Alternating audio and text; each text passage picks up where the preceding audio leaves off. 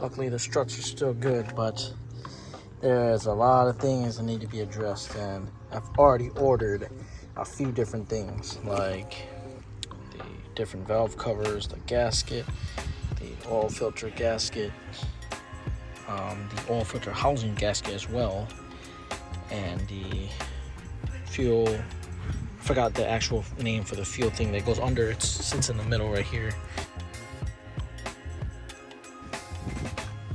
But for the most part, this is what it looks like. I have the cover here. It was off in the car when I bought it. But yeah, this is a good amount of things that gotta get addressed. A slight oil leak. What oil BMW doesn't leak if you don't take care of the main.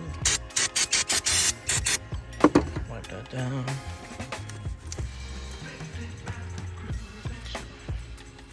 It's just a little oily. There's a little screw missing from here too. Come on, man. So this is crazy, but this started leaking from the top here. I'm not sure why I did that.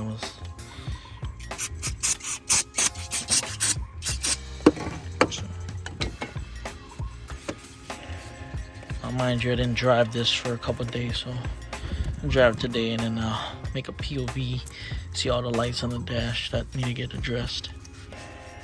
Nothing too crazy though.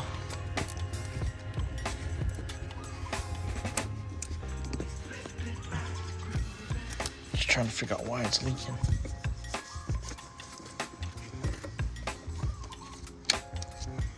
And yes, I'm wearing gloves because it's pretty bad under here.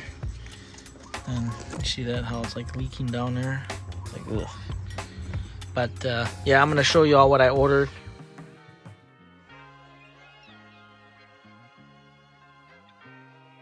And going to replace on here.